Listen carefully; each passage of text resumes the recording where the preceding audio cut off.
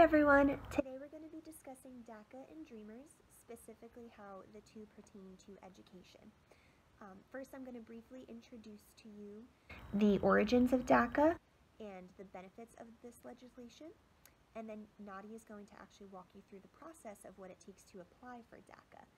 You're then going to hear from Kiki's conversation with a DACA recipient and how this has affected them personally. And then we're going to close with John highlighting the social and oftentimes controversial nature of DACA. We hope that you enjoy our presentation.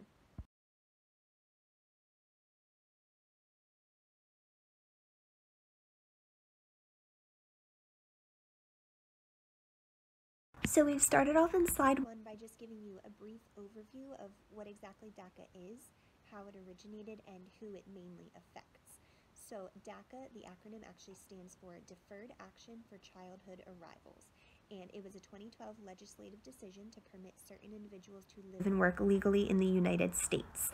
Individuals have to meet very stringent criteria in order to qualify for this DACA status, and these qualifications have to be renewed and reviewed every 2 years in order to remain eligible.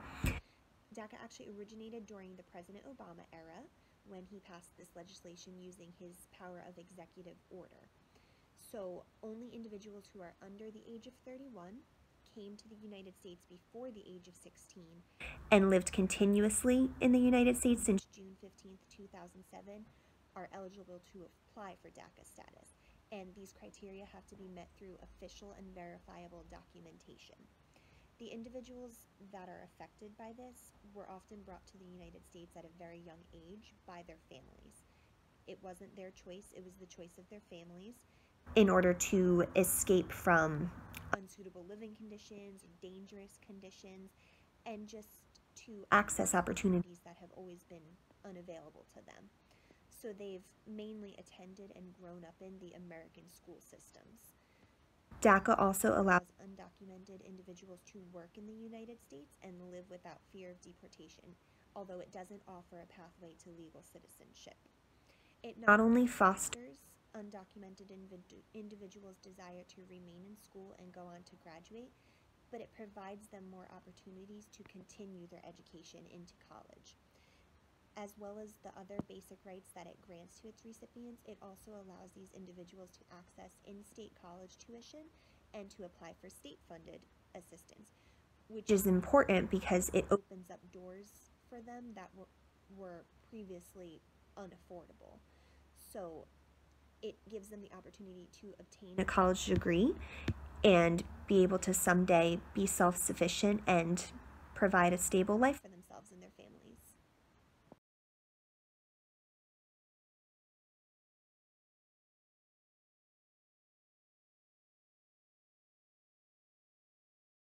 So as you can see in slide 3, some of the most important things that DACA does for college students is it grants undocumented individuals a social security number, and with this social security number, students can complete a FAFSA, and that's how they get their state-funded tuition assistance. DACA also grants students work permits so that they can actually be legal workers, and this makes it possible for students to actually truly take advantage of their degrees because they can obtain professional jobs that require licenses that are legal, higher paying, and much safer than jobs that they've had to resort to previously because they were undocumented and didn't have work permits. And lastly, one of the most important things is DACA helps relieve anxiety about immigration status and potential legal issues because instead of students having to fear deportation or legal action being taken against them, they can focus more attention on their schoolwork and their careers. Hi everyone, I'm Kiki. I'm here today with Karen to interview her about the identities of being a DACA recipient and a UCF student. How does DACA affect your educational experience and how does this affect your day-to-day as a student? So I think DACA affected my life growing up because I knew that I was going to go into higher education. I just didn't know how I was going to be able to produce a social security or how I was going to be able to pay for school. And so getting DACA allowed me to actually be able to fulfill that. I wasn't able to get FAFSA or any federal student aid, but I was able to apply to the Dream.us, which allowed me to be one of the first 400 students to get a full ride a scholarship as a DACA recipient. And thankfully I'll be graduating this December. So it wasn't easy, but I somehow made the path happen. So laws surrounding DACA are constantly changing. Would you mind sharing how this affects your education? Yeah, so, you know, as a student, I'm very excited to be graduating this semester, but I know that a lot of students are going to face uncertainty because, you know, without DACA, they won't be able to get in-state tuition rates, if even attend higher education, right, because it's very expensive.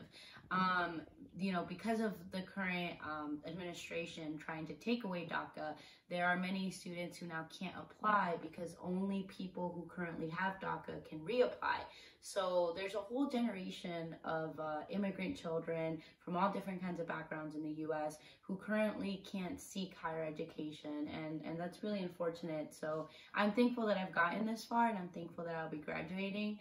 I don't know what the future holds when, in regards to going to grad school because of this uncertainty.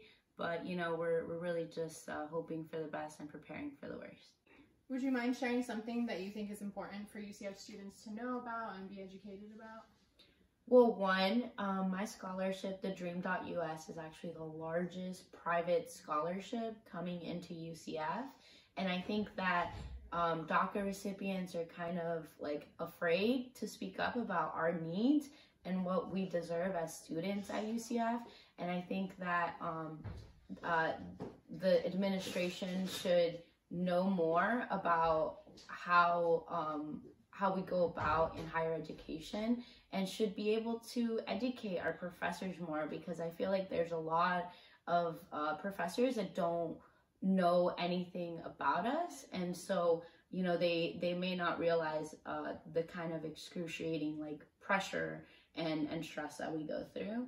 I think that, you know, a lot of us are in the shadows still, right? Like, I'm very open about my status, but there's many people that really fear that they're going to be targeted or that they're going to be treated differently.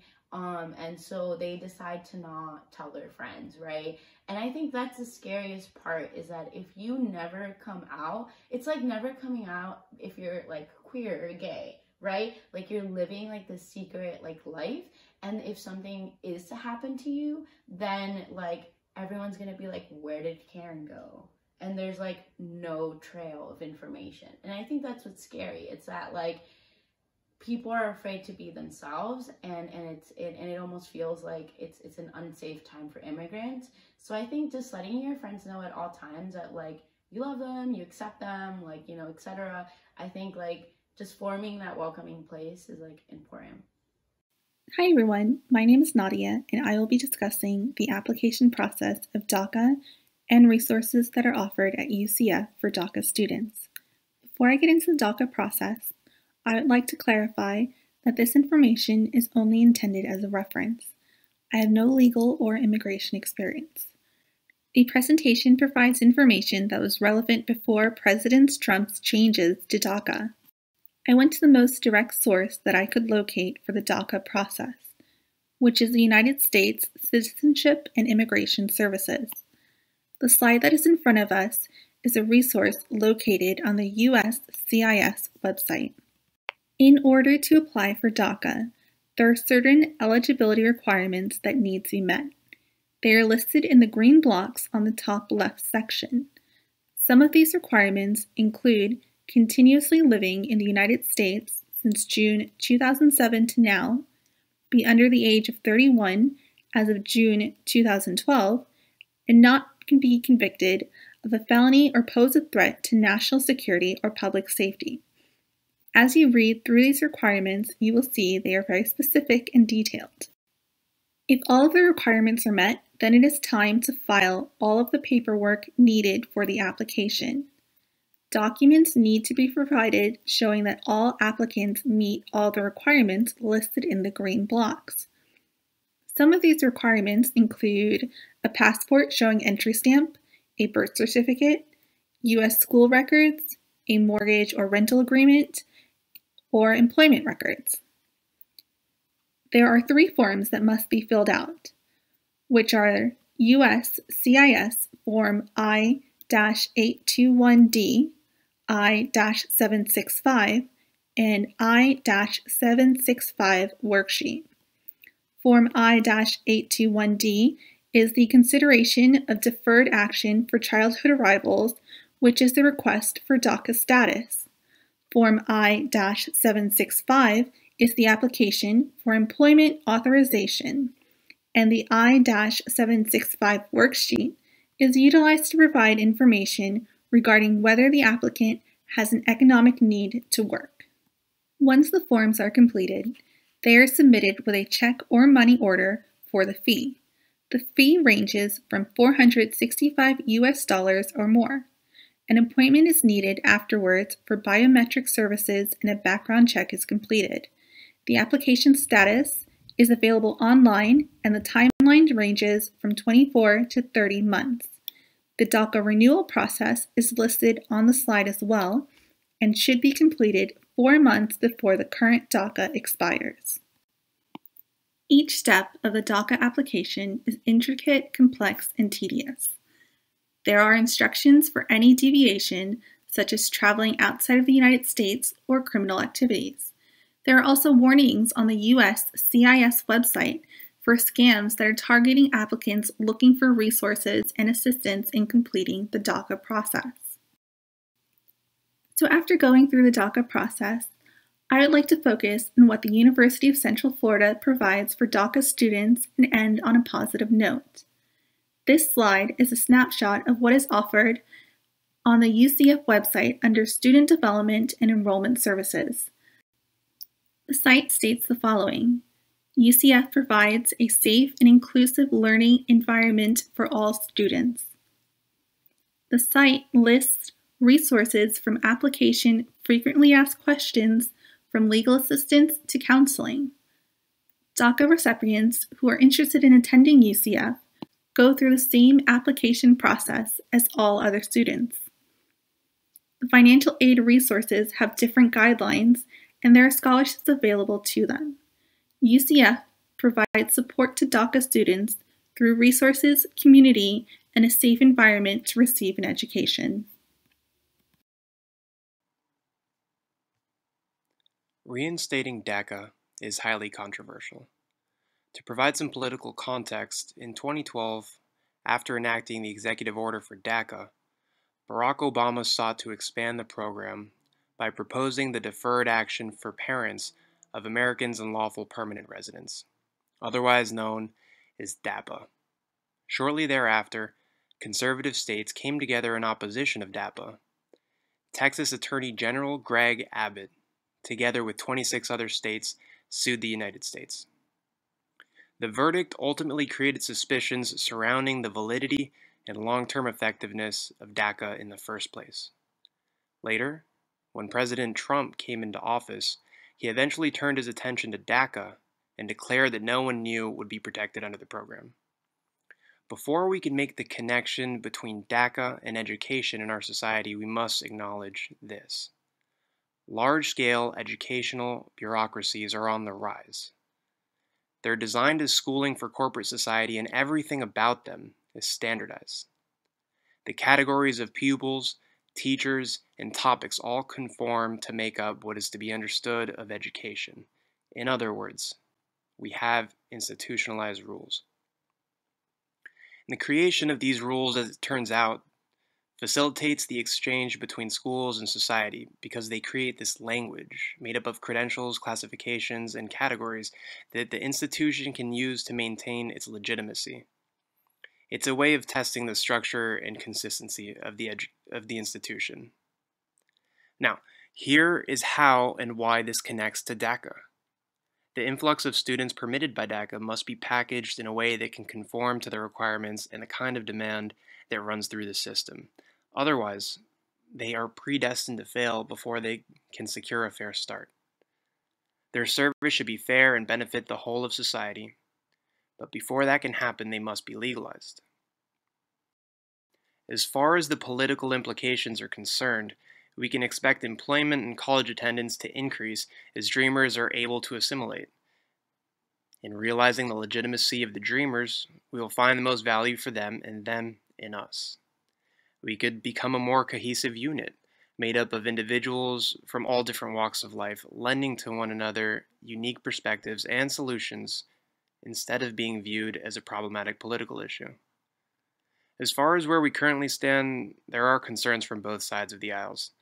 Those who are opposed suggest a complete and total immigration reform with little regard to outcome for those dreamers who have benefited from DACA. Those in favor believe that recipients can and should be protected. Currently, individuals who have never been granted deferred action will not qualify. However, as of August 1st, a one-year filing window is available for those who wish to renew an expired DACA, which will bring current practices into alignment with the U.S. CIS. Recall that Pierre Bourdieu theorized capital comes in three forms: economic, social, and cultural, and this capital provides advantages for some students over others.